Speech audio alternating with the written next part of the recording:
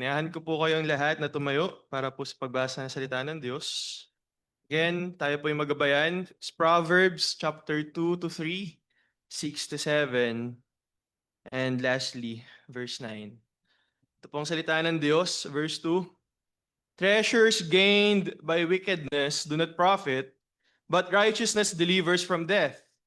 The Lord does not let the righteous go hungry, but he thwarts the craving of the wicked. Verse 6.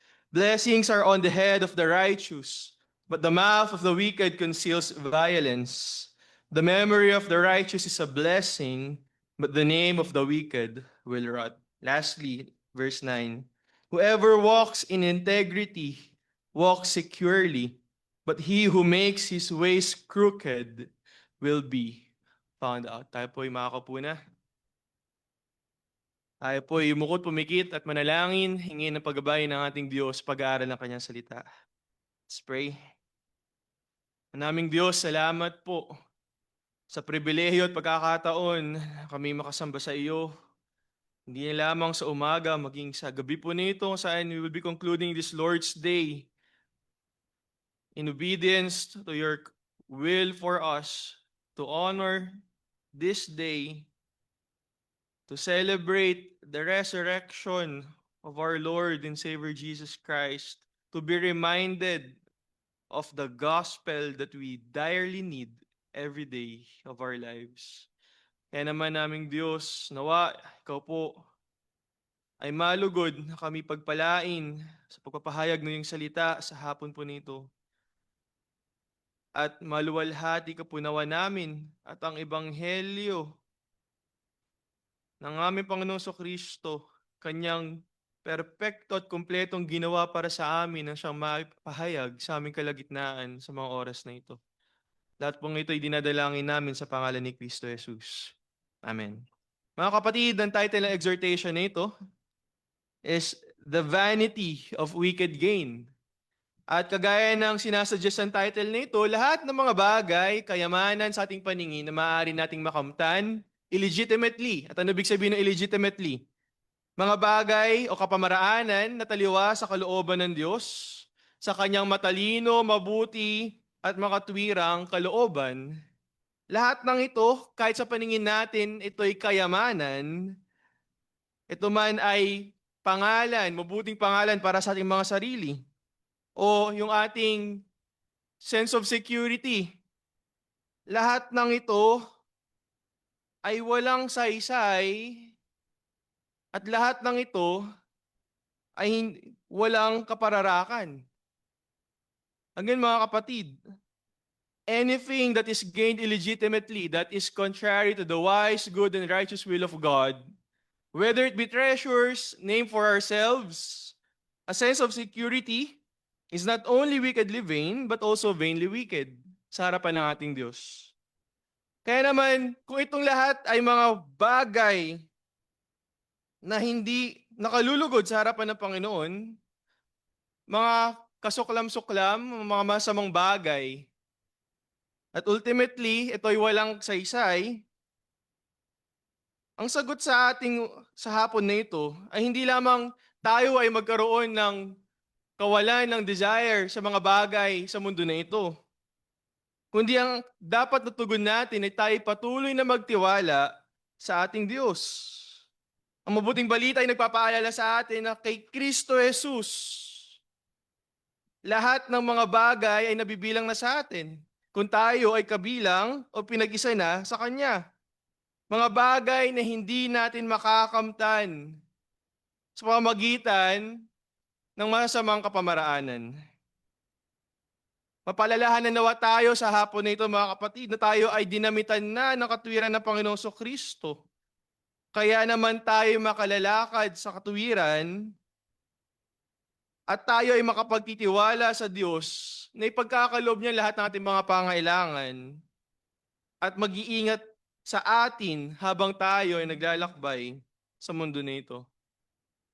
Kaya naman sa hapon na ito, sa gabi na ito, walang ibang katotohanan na dapat tayong maunawaan kundi ito, na sa biyaya ng Diyos kay Kristo Jesus na nagdamit sa atin ng kanyang katwiran, ang ating tugon ay lumakad tayo sa katwiran, sa integridad, na tayo ay magtiwala sa probisyon ng Diyos at sa kanyang pag-iingat para sa atin habang tayo ay nasa gitna ng masama at makasalanang mundo na ito.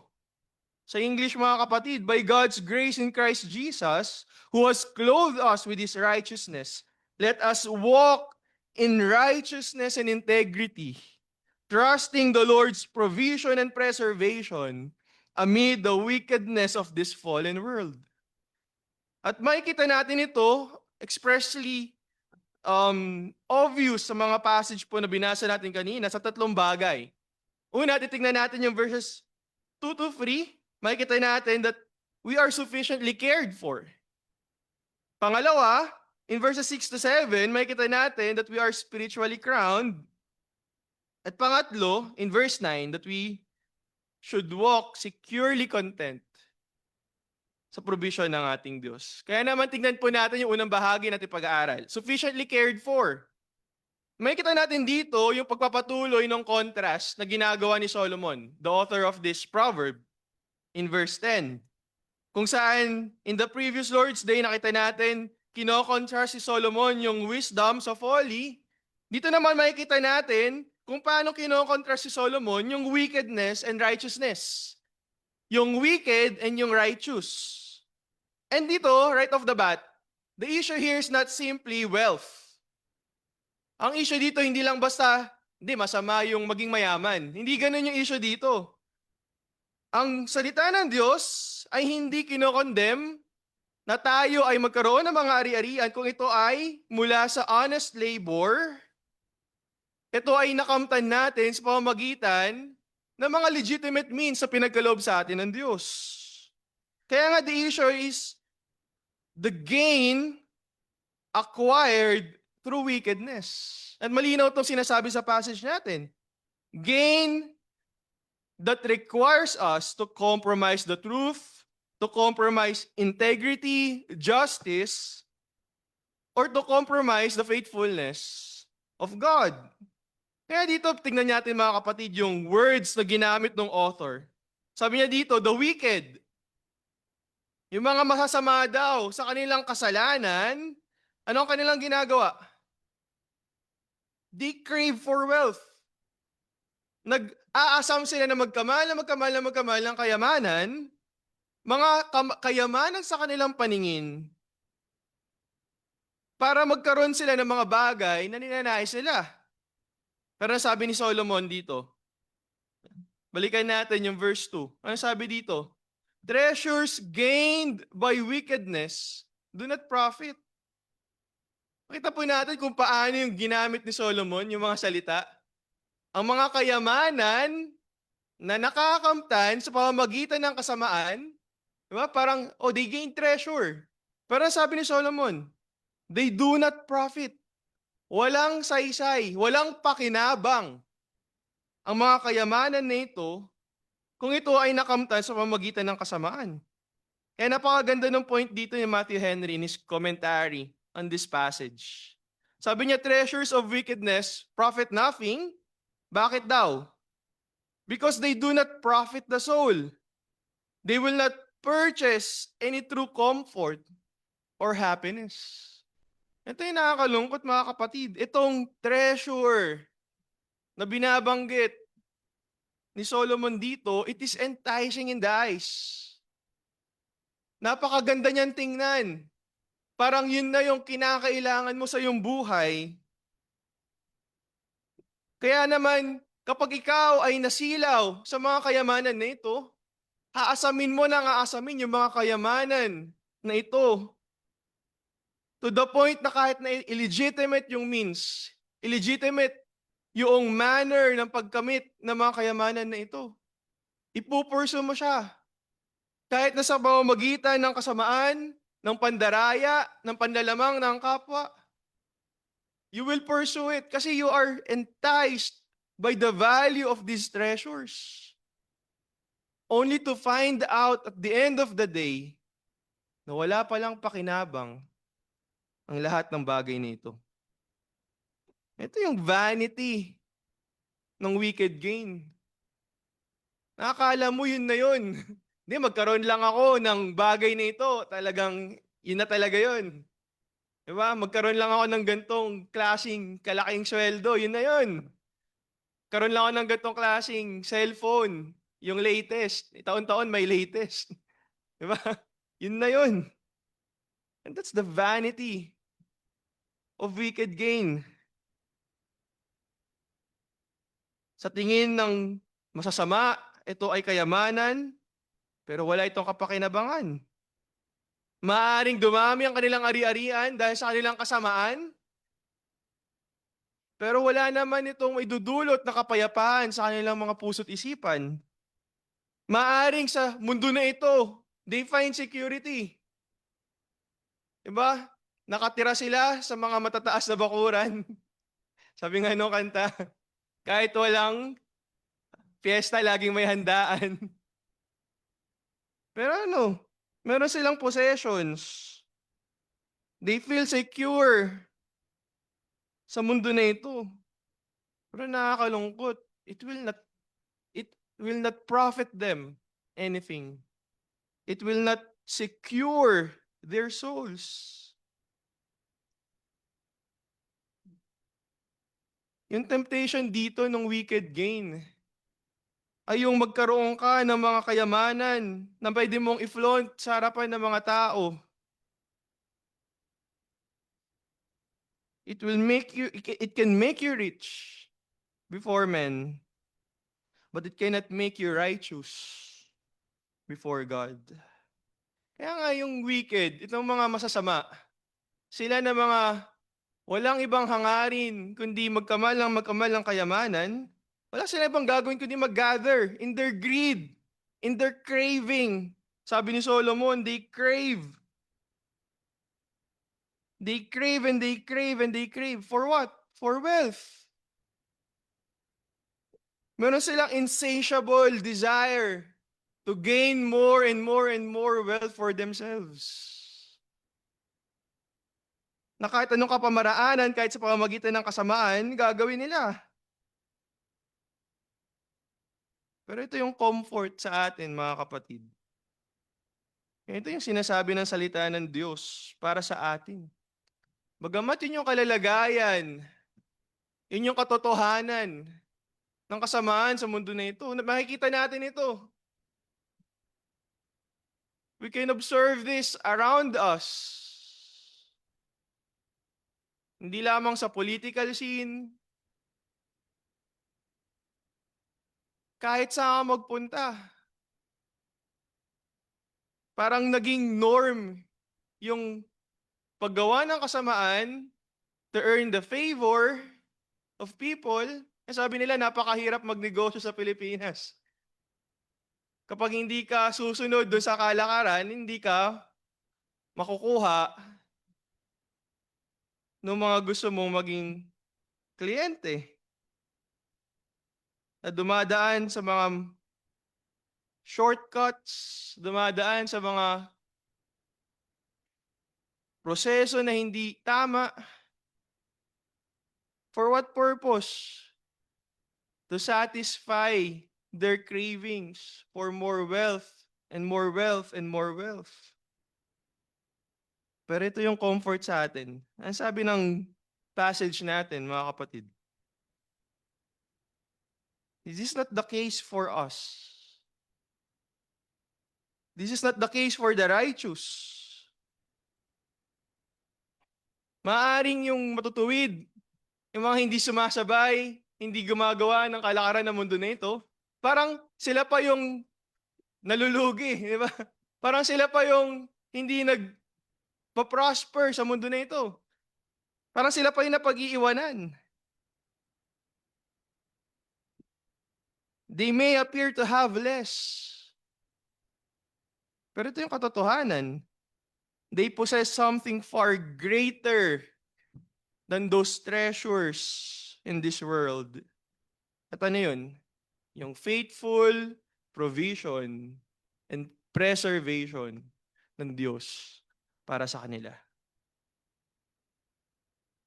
Treasures gained by wickedness do not profit, but righteousness delivers from death. And in verse 3, the Lord does not let the righteous go hungry. Malinaw dito. Hindi sinabi dito na hindi hayaan ng Diyos na maghirap tayo o hindi na tayo makaranas sa anumang pagsubok sa buhay. Pero ang sinasabi dito ng Proverbs, hindi hahayaan ng Diyos na ang mga matuwid ay magutom, na ang mga matuwid ay walang makain.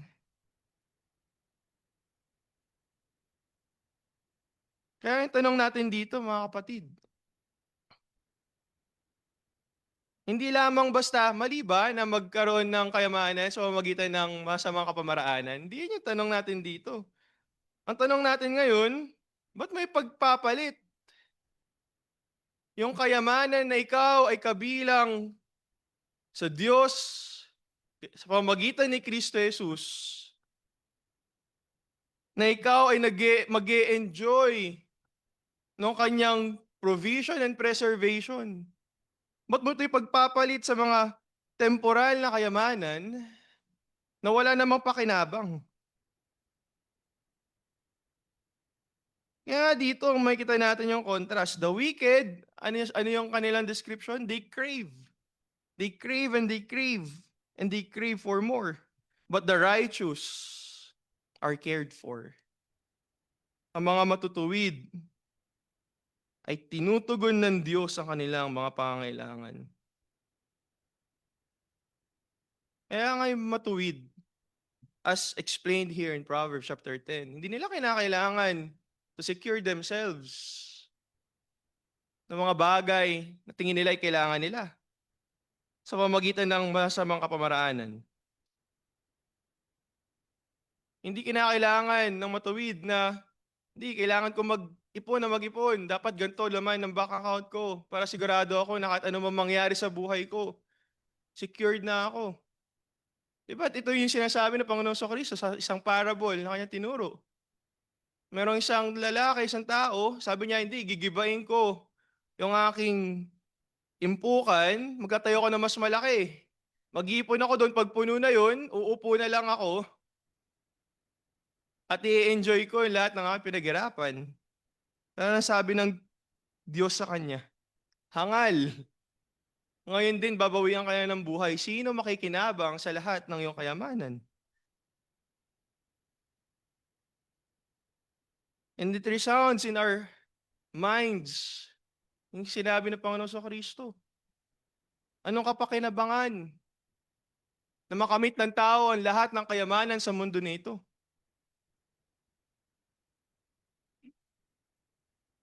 Kung ang kapalit naman nun ay ang kanyang kaluluwa. Kaya tayo mga kapatid, ng tunay na nagtitiwala sa mabiyayang provision ng Diyos para sa atin. Hindi tayo aasa sa kayang gawin ng ating mga kamay. Hindi tayo aasa dun sa mga bagay na tingin natin magagawa natin para makamtan natin yung mga dinidesire natin. Makakaasa tayo sa Diyos. Sapagkat masasabi natin na nalalaman ng ating Ama kung ano ang ating kinakailangan. Hindi natin kinakailangang mangamba sa bukas. Meron ba akong kakainin? Meron ba akong daramtin? Sapagkat nalalaman ng ating Amang nasa langit na kinakailangan natin ang lahat ng pangangailangan na ito.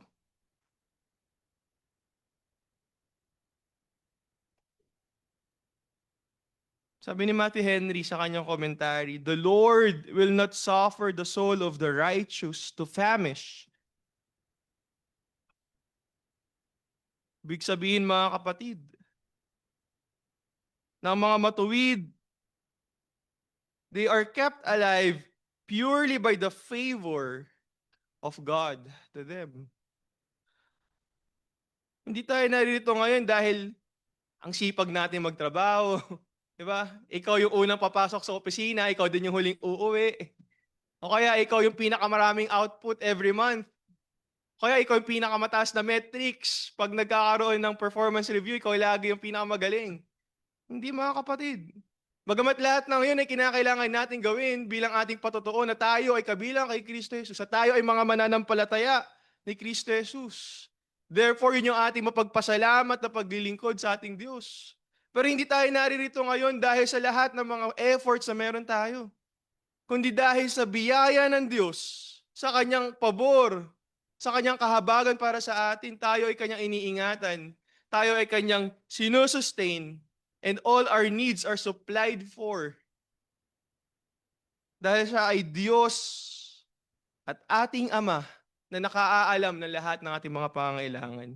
Kaya ngayon, confidence natin dito, hindi dahil, matuwid ako, kaya ako ay merong pabor mula sa Diyos. Hindi mga kapatid. Kundi confidence natin, ang Diyos ay mabiyaya, kaya naman tayo makapagtitiwala sa Kanya. Kaya hindi to call for you to be more righteous before God, to walk blamelessly before Him, sapagkat walang sino man sa atin na makagagawa nun perfectly. Ang panawagan sa atin, tayo ay magtiwala sa Diyos natin na mahabagin, sa Diyos natin na mapagtitiwalaan natin. At itong biyaya ng Diyos na ito, it is in full display. Walang iba kundi kay Kristo Jesus. Sapagkat kung ipinagkaloob na ng Diyos, yung pinakakailangan natin sa pamamagitan ng pagpapadala ng kanyang bugtong na anak, para tuparin ang lahat ng kinakailangan, tuparin o nire-require ng kautusan patungkol sa katwiran, na yung lahat ng iyon sa pagtupad ng Panginoong Kristo sa lahat ng pinag-uutos ng Diyos, tayo ay nabdamitan ng kanyang katwiran. Kung lahat ng yun ay pinagkaloob na ng Diyos Ama para sa atin, wala na tayong kinakailangan pa na masihigit pa sa mga bagay na yun. At ano pa ang hindi pagkakalob sa atin ng Diyos na ating tunay na kinakailangan?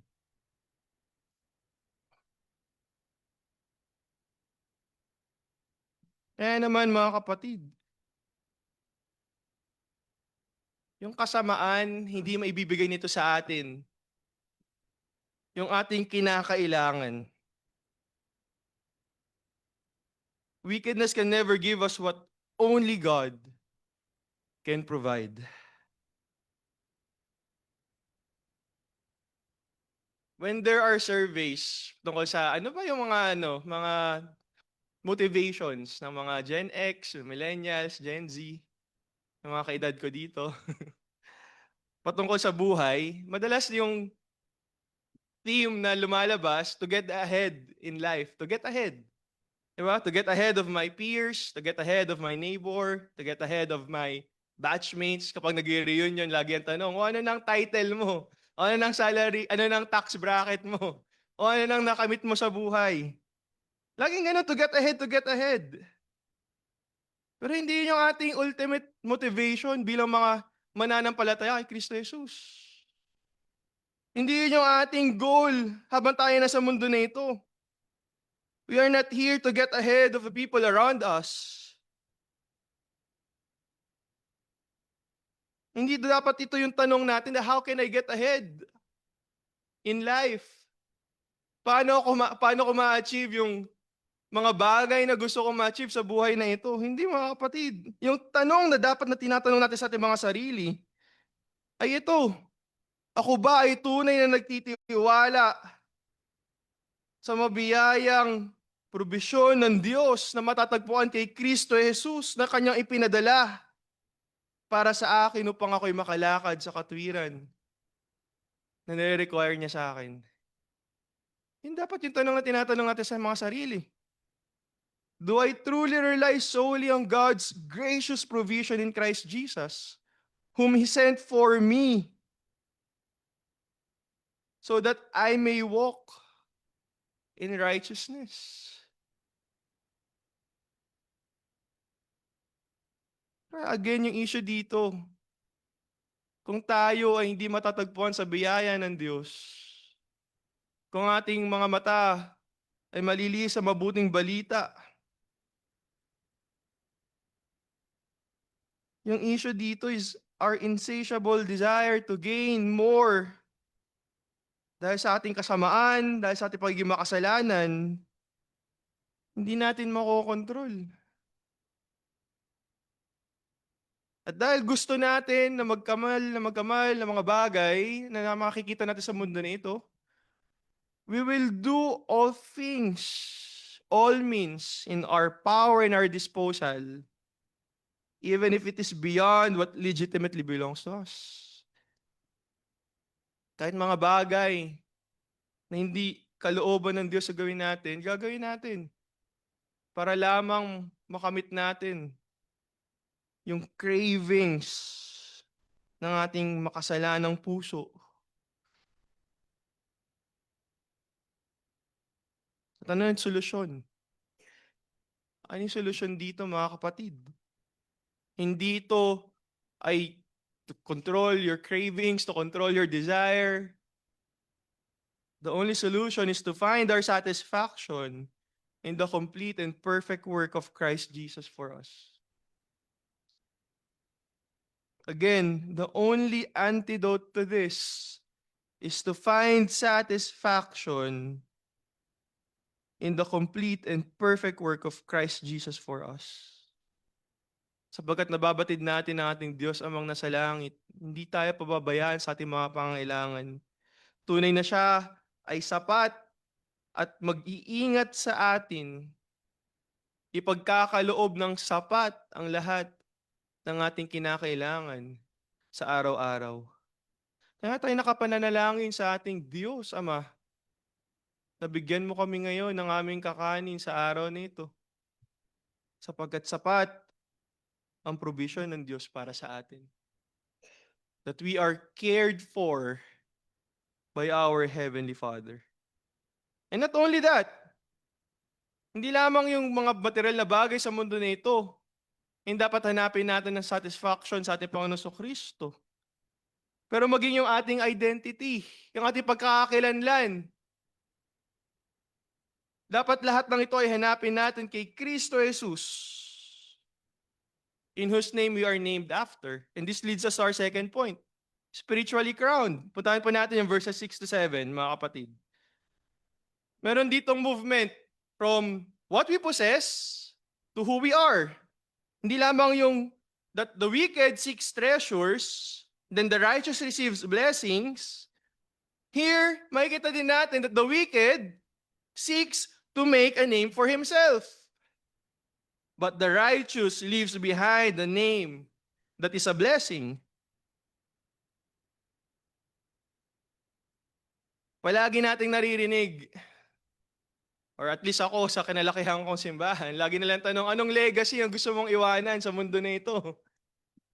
Diba? Anong legacy pag sinabing yung pangalan mo, as namatay ka na, anong klaseng pagkakakilanlan ang gusto mong marinig ng mga tao? And there's this one theologian who said this. Sabi niya, yung legacy na gusto niyang iwanan is to preach Christ, be buried in an unnamed grave, and be forgotten forever. To preach Christ, be buried in an unnamed grave, and be forgotten forever. Itong imagery nito, napakaganda kung paano ito dinescribe ni Matthew Henry. Sabi niya na itong mga pagpapala na ito, nakabilang sa mga matuwid, is a coronet to adorn and dignify them, and a helmet to protect and secure them. Kaya makikita natin dito yung effort ng mga wicked men, ng wicked. Sinusubukan niya na koronahan ang kanyang sarili ng mga kayamanan sa mundo na ito na wala namang talagang saysay, wala naman talagang value, walang worth. Pero ang Diyos, anong ginagawa? He crowns the righteous with blessing. Hindi lamang yun. Again, in verse 7, the memory of the righteous is a blessing, but the name of the wicked will rot. Kaya nga dito makikita natin, pwede mong spend yung buong buhay mo building a reputation for yourself, building a name for yourself. Diba? Pwede mong gawing goal sa buhay mo na ikaw ay makilala ng mga tao na ganito ka. pinakamabait na churchmate, pinakamapagbigay, o kung ano pa man. Pero lahat ng yun ay walang saysay kung ito ay mula sa kasamaan.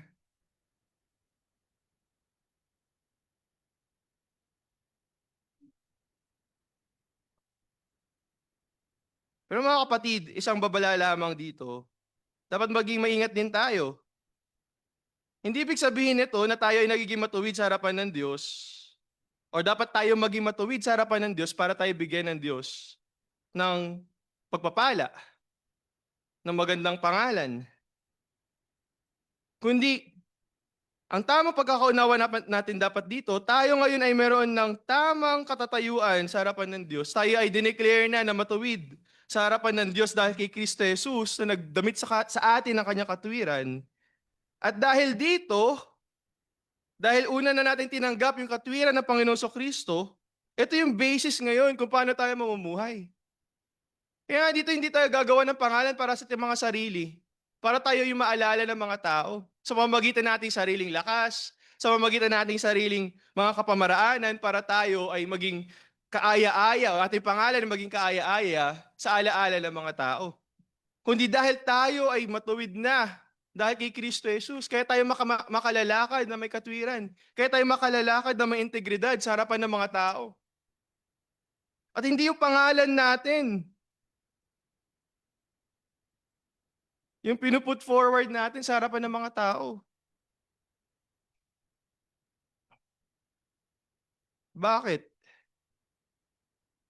Sapagkat tayo ay pinangalanan, tayo ay may bagong pangalan na. Tayo ay mayroong identity na matatagpuan walang iba kundi sa pangalan ng ating Panginoong Kristo. Heidelberg Catechism asks us the question, why are you called a Christian? Ba't nga ba tayo tinatawag ng mga Kristiyano? At ano yung sagot sa atin ng Heidelberg Catechism? Hindi lang dahil ikaw ay pupunta sa church every Sunday, kaya ka Christian. Hindi lang dahil naglilingkod ka sa Panginoon, kaya ka Christian. Hindi lang dahil ikaw ay sumusunod sa kanyang mga kautusan, kaya ka matatawag na Kristiyano.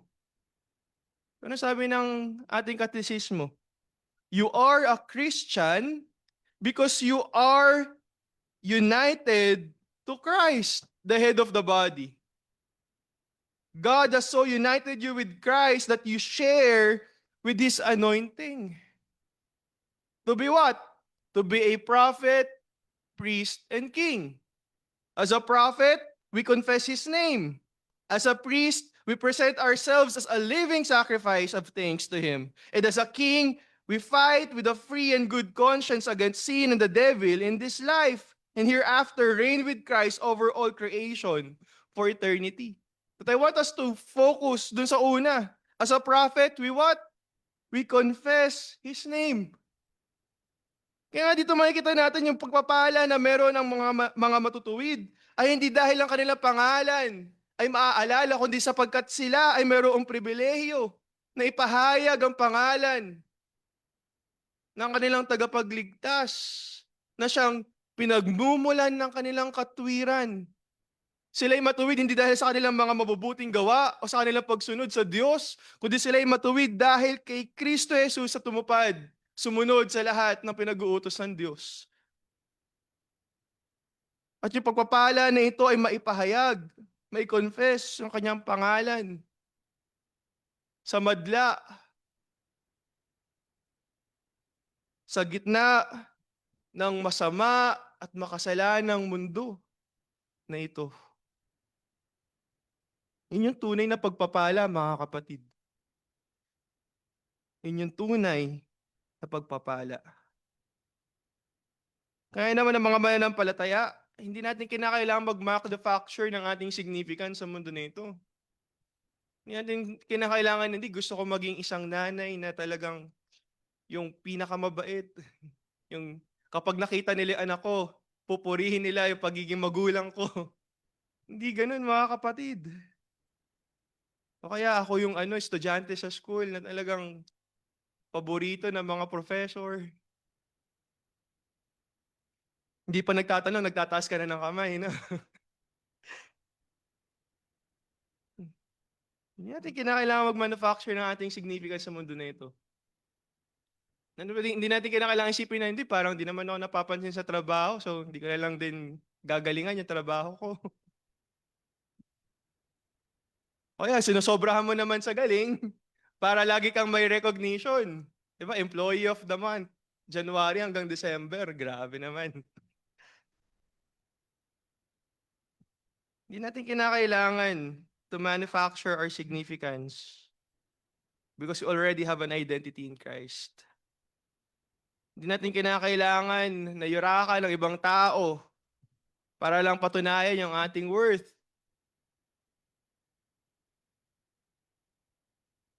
At the expense of our neighbor. We don't have to compromise our conscience to make our name great. Hindi, para ma-recognize ng boss, sige kung ano yung ginagawa nila, gagawin ko din. Kahit labag sa kalooban ng Diyos na kanyang pinapahayag sa kanyang salita.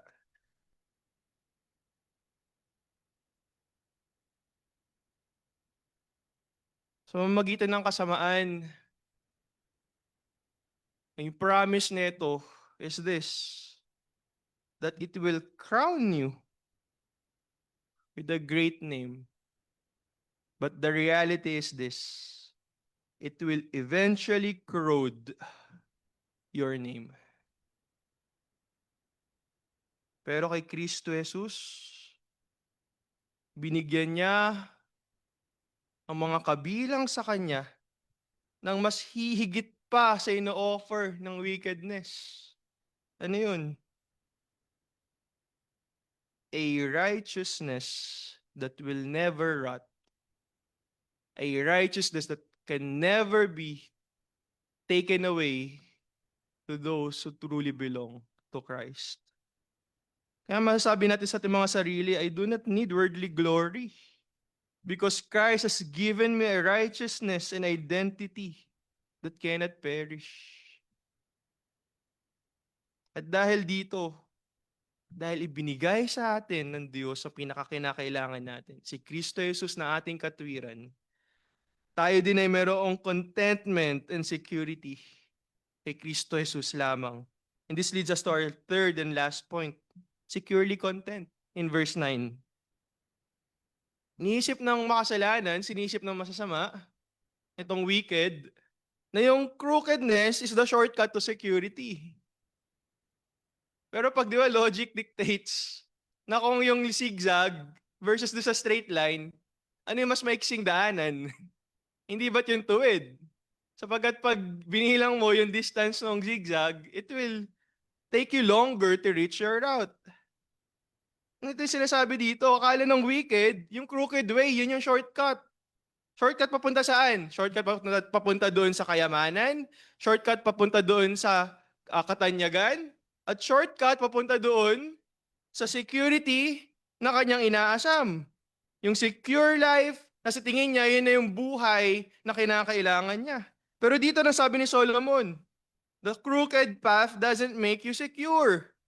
It makes you vulnerable. Verse 9, but he who makes his way crooked will be found out.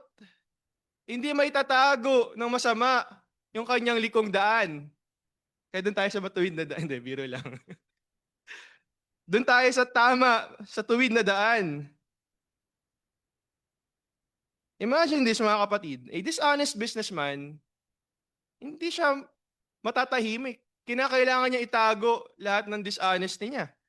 Yung corrupt na leader, hindi ba't kinakailangan niyang ingatan yung kanyang mga sekreto? Pag nabunyag, ano mangyayari? It's a scandal. A nationwide scandal. Yung sinungaling, kinakailangan niya lagi maalala yung kanyang kasinungalingan. Or else, he will be found out. Yung magnanakaw, laging merong takot na baka mahuli siya sa kanyang ginagawang pagnanakaw. Yung isang taong masama, maaring sa tingin natin mas maraming kayamanan, mas maraming possession, pero hindi naman talaga nila na-enjoy yung meron sila. Sapagkat wala silang kapayapaan, wala silang security na binabanggit dito ni Solomon. Pero hindi ito yung kalalagayan ng mga lumalakad ng may integridad. Sapagkat yung may mga integridad, sila ay kontento sa provision ng Diyos. Yung mga matutuwid, na-enjoy nila yung security na kanilang daanan. Pero hindi ibig sabihin nito na walang threat, hindi ibig sabihin nito na hindi sila makakaranas ng anumang banta sa kanilang seguridad. Pero ang sinasabi dito, nararanasan nila yung pag-iingat ng Diyos, yung protection ng Diyos, habang sila ay naglalakbay sa makasalanan ng mundo na ito, sa gitna ng mga masasamang tao na pumapalibot sa kanila. Sabi nga ni Matthew Henry, the person who walks uprightly is safe under a divine protection and easy in a holy security. Bakit? Because he knows what ground he stands on, what guide he follows, what guard he is surrounded with, and what glory he is going to. Ano yung ground na kanyang tinatayuan? Yung katotohanan ng Diyos. Ano yung guide na kanyang sinusundan? Yung salita ng Diyos. Ano yung nag-iingat sa kanya? What guards him? What guard surrounds him? Yung providensya ng Diyos. And what is the glory he's going to? The glory of Christ, Jesus, his Savior, Lord. Kaya nga yung Christian integrity, mga kapatid, is not self-confidence. Hindi ibig sabihin nito na, hindi, may integrity ako eh. Wala kang makikitang kahit anong kapintasan sa akin. O kaya mapapatunayan ko sa sarili ko na I can walk in integrity. Hindi, mga kapatid. Hindi, I am secure because I'm a good person. Kundi, I am secure because I belong to Christ and therefore, I can afford to walk honestly. Dahil ako'y nakay Kristo, nalalaman ng mga tao na sa paligid ko na ako ay kabilang kay Kristo Jesus. Nalalaman ng mga katrabaho ko, ng mga kamag-anak ko, ng kapamilya ko, ng mga kaklase ko, ng mga tao na kapalibot sa akin, ng mga kapitbahay ko na ako ay kabilang kay Kristo Jesus. Kaya ako ay makalalakad na merong katuwiran, merong integridad, merong katapatan. Hindi dahil tayo ay matuwid at matapat sa ating mga sarili. Hindi dahil tayo napapaalalahanan na kapag tayo ay pumunta sa likong daan, hindi yung pangalan natin na mayuyurakan. Hindi yung pangalan na ibinigay sa atin ni Kristo Jesus. Kaya kung tayo ay kabilang na kay Kristo Jesus, our integrity is not because we are good ourselves, but because we belong to Christ. He has enabled us to walk rightly before Him. And also, we cannot afford to walk dishonestly in the midst of wicked people in this fallen and sinful world. Again, our security ultimately does not rest upon the perfection of our obedience.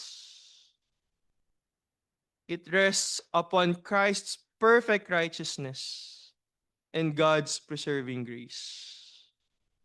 Kaya naman, dito makikita natin mga kapatid, we are securely content. The provision of God with what Christ has done for us and has provided for us. Salvation from our crooked ways, our wickedness, our dishonesty, our desire to gain wealth that are without worth and vain. He has saved us from the vanity of our wickedness and our wicked vanity in this fallen and sinful world. Kaya naman masasabi natin sa ating mga sarili, hindi ko kinakailangan magsinungaling just to feel secure. Hindi ko kinakailangan mandaya just to get ahead of others. Hindi ko kinakailangan manipula ng mga tao para makuha yung gusto ko. Hindi ko kinakailangan ng wicked gain para lang maramdaman ko na secure ako sa buhay na ito. Masasabi natin na ang aking buhay ay nasa kamay ng Diyos, yun ay sapat na. Sapat na contentment para sa atin. Kaya as I end this exhortation, mga kapatid, remember that God provides, God blesses, God protects. Yung wicked, he tries to obtain these things through his own craftiness. But the righteous receives them by faith. All the riches and treasures that are in Christ Jesus. We receive it by faith. The wicked gains but does not profit. The righteous may lose but does not lose ultimately. Why? Because the righteous person has something the wicked cannot purchase. Provision of God, the righteousness of Christ, and the preserving presence of the Lord. And this is the great irony in Proverbs chapter 10. Yung masama, he spends his life in trying to gain what cannot last. But the righteous learns to be content with what cannot be lost. We are not righteous because we have lived perfectly. We are righteous because Christ has clothed us with his righteousness. We are not secure because we have successfully controlled our circumstances. We are secure because God preserves his people. We are not content because we have everything the world offers. We are content because in Christ, we have what the world can never give and death can never take away. Kaya mga kapatid, again, wicked gain is vanity. Wicked gain is vanity. Christ is the true gain. That's why turn away from fleeting gain and direct your gaze towards the eternal riches found in Christ Jesus alone, received by faith alone, because of God's grace alone. Tayo po'y manalangin. Manaming Diyos, salamat sapagkat we don't need